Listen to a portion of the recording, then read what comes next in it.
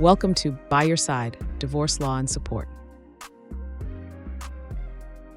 Hello and welcome back to By Your Side, Divorce Law and Support with Patricia Sokolich. Pat is a longtime family law attorney and now a dedicated divorce coach, helping women move through separation with clarity and confidence without the pressure of hiring a lawyer. I'm Lisa Mosbey, and today we're talking about how to handle a difficult or combative spouse and protect your peace when emotions run high. Pat, welcome back. Thank you so much for joining me today. Oh, thank you for having me. It's a pleasure to be back.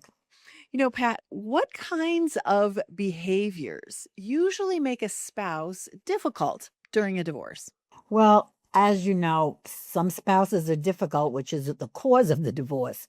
But certainly, once they get served with papers and know that they are going to be divorced, they can become very difficult to live with.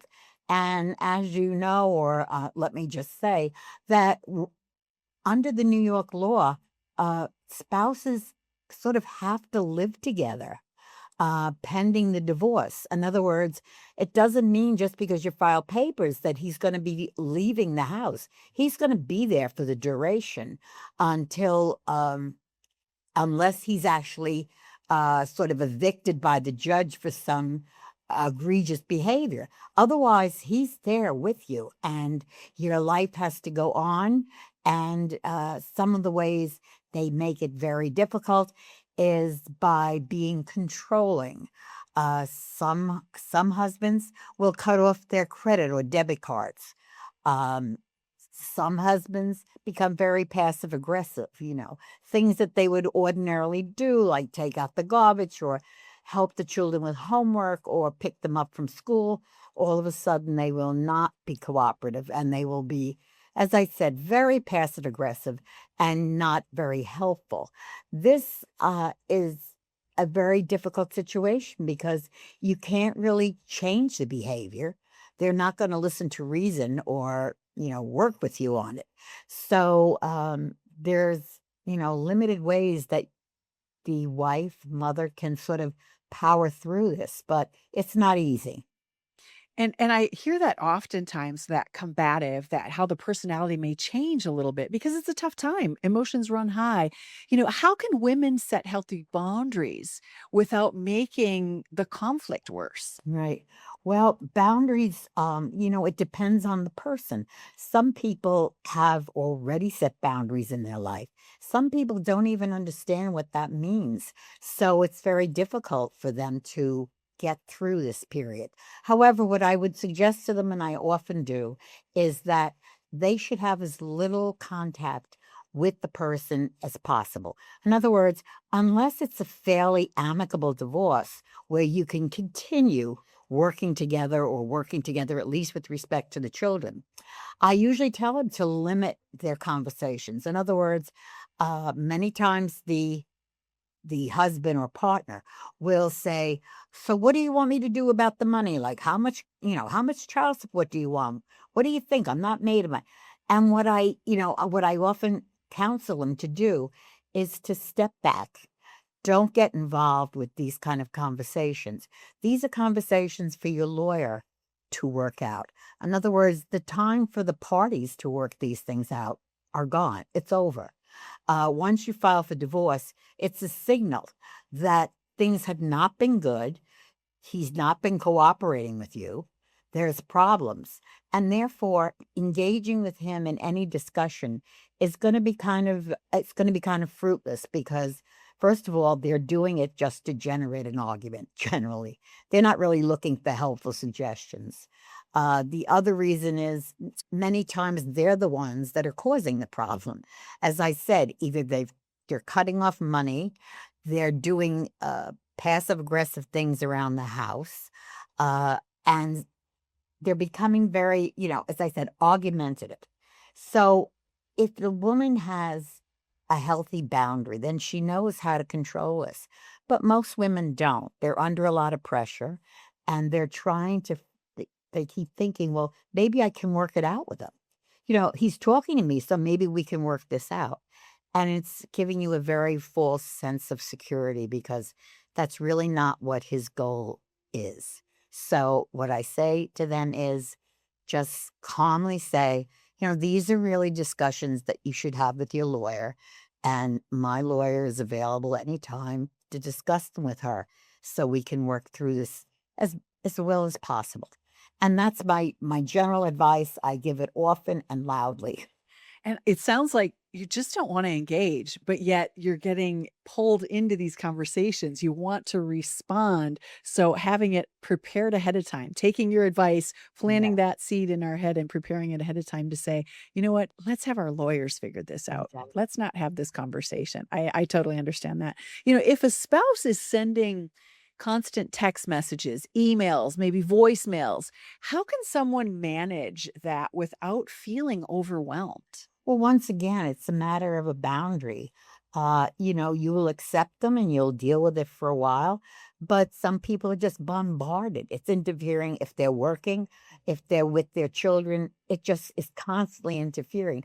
And again, this is really behavior that's they're just acting out.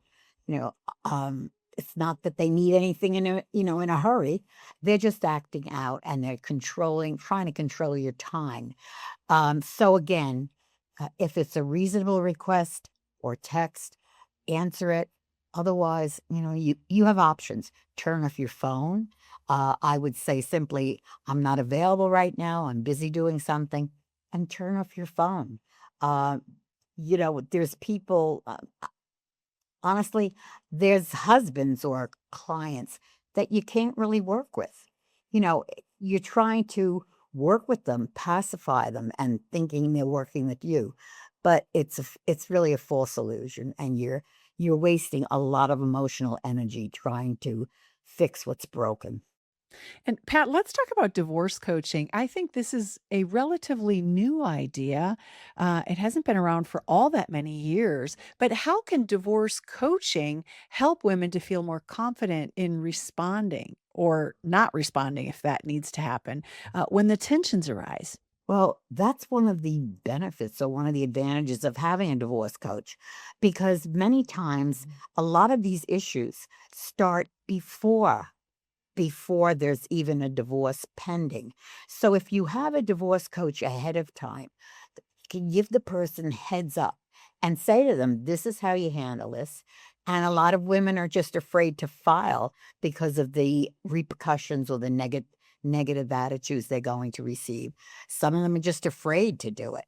So having a divorce coach ahead of time allows you to do multiple things. One, to direct the person, what's the best way for me to go forward prior to this divorce and during the divorce? And second, it's a real advantage because I can help and direct the person what to prepare, the financial documents they're going to need.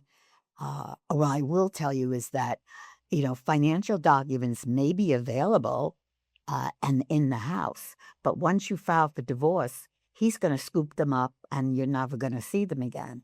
And then, you're in a position where your lawyer is asking for documentation. They're asking for income tax, W-2 stick.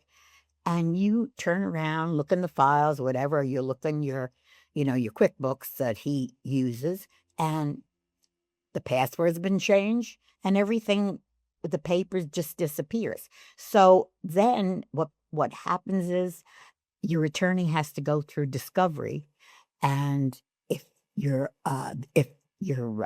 partner or husband's attorney is not being compliant and willing to cooperate, then your lawyer has to do motions, has to subpoena records directly from the financial institution, and this takes time and money. So what I usually advise my clients ahead of time is take a look around and see. Gather things like the last 5 years of income tax, W-2 statements. If mail comes to the house with financial investment uh, material, take them, make a copy of it, and then, he doesn't even have to know you're doing it. But you're accumulating the material that your lawyer's going to need in order to help you get a financial settlement that you deserve. And then, we're talking about the finances and those pieces, but how can a woman protect her peace and the children's well-being if a spouse is spreading rumors or false stories during that initial divorce Yeah. process? Well, unfortunately, sometimes they can't. Sometimes they're just stuck with the situation and they have to sort of try and survive and power through it. The unfortunate part is that it does negatively affect the children. The spouse will acknowledge and say, yeah, but it's your fault the children are upset. And they will try to push the blame. The children, unfortunately, are always the ones hurt the most. They're always the scapegoats in the situation because, in most cases, they're powerless. They can't really do anything to fix this situation. So, what I, again, advise clients is try and keep things as calm and as um, stable as possible for the children.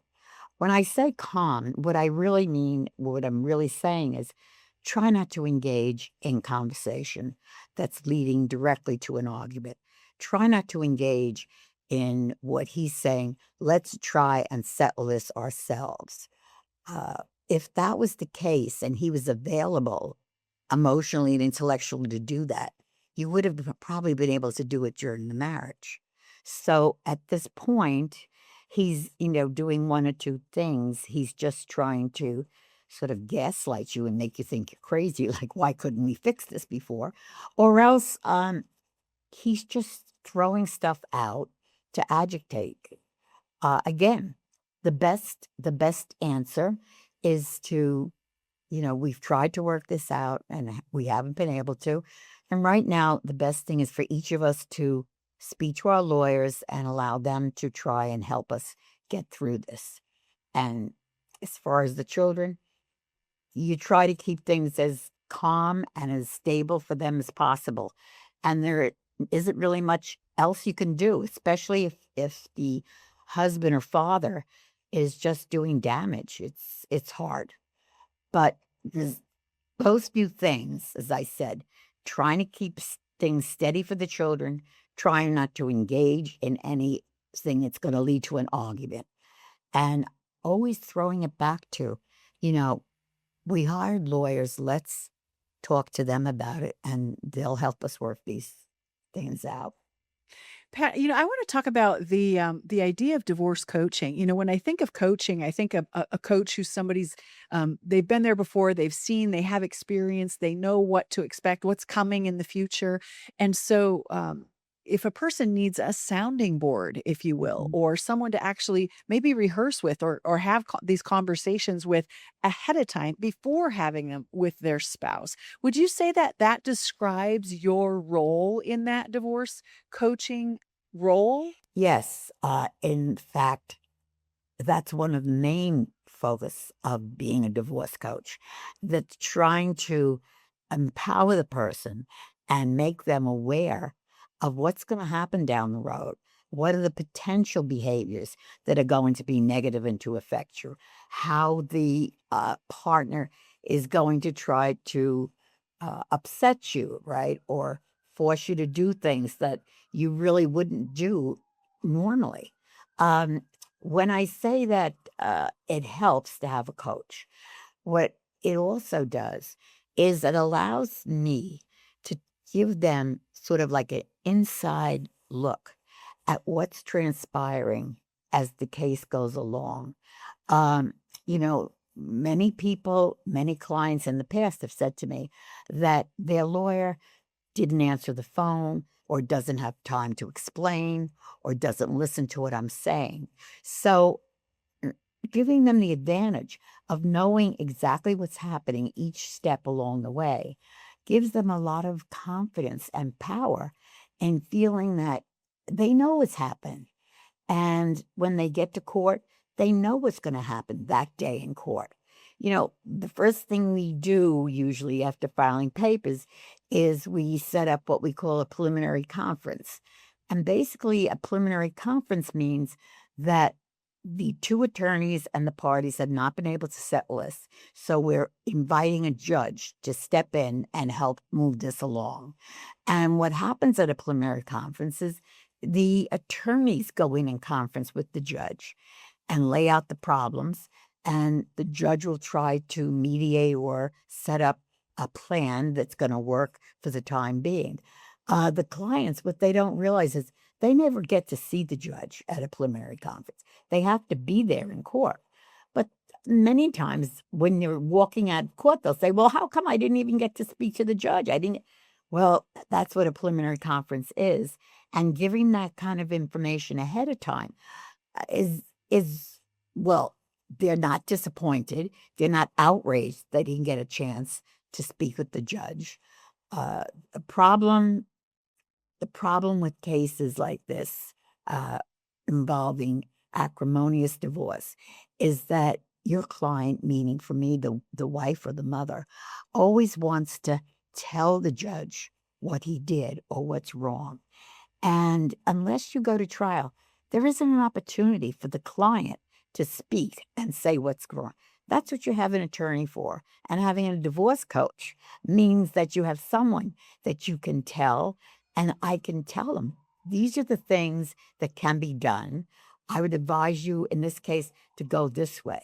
So when the lawyer says, let's do this or let's do that, the client already has a feeling of what's best in their situation to try and resolve these issues and get forward with as little grief as possible. Pat, where I want to wrap this up today is to just kind of bring it all together. What message do you want women to remember if they feel powerless in the face of a difficult or intimidating spouse? Well, one of the things I do suggest is professional help, to get a therapist. Many women say, oh, I don't need therapy, I don't want therapy. But if you have a client who is sort of timid and has been in a marriage where they haven't really had a voice throughout the marriage, and it's always been the partner or husband who's always been dictating, this is how we're doing this is how we're doing that. It's always evidenced in, for instance, financial issues. What sort of involvement does the woman, mother, have as far as finances? Does she just get money put into an account and she pays the bills? Or does she know exactly how much money the husband makes? Does it all go into the checking account? Does he have a separate account? What kind of investments does he have? Women, they tend to say, oh, he's handling that. He's the man. He's the finance person. But you need to know. You need to know if he's getting bonuses, what's happening to them. If he's getting 401s or whatever, how much money's in them, right? And women, they tend to step back and say, oh, like, he's taking care of it. Well, I've said a couple of times to clients, a man is not a financial plan. You can't depend on a man for your financial future. And very few women think ahead and think, well, what's going to happen if he leaves me or if he dies? What sort of a situation will I be in? Is there life insurance? What sort of money will be available to continue the lifestyle that we had? And those are issues that should be brought up and discussed prior to the divorce, because it's important for the woman to know where she is financially before she goes through with this divorce. Many issues come up as far as settlement, and they involve financial issues. And the woman needs to have that information, and she needs to be very sure of herself as to what she deserves, how she's going to get it, and what she needs to go forward and continue the lifestyle that she's had. Pat, thank you so much for joining me today and sharing your guidance and your experience with our audience. Well, thank you for having me. It's been a pleasure. And as I said, a divorce coach is a very good investment for women. And to our audience, thank you for joining us for this episode of By Your Side, Divorce, Law, and Support with Patricia Sokolich. If you're dealing with a difficult spouse and want a safe place to talk through your options, Patricia offers private coaching to help you set boundaries, lower the stress, and move forward with confidence. To learn more or to book a session, visit SokolichFamilyLaw.com. And if this conversation helped you, please like, subscribe, and leave a review. We'll see you next time. Thanks for watching. Be sure to hit that like and subscribe button and leave us a review in the comments.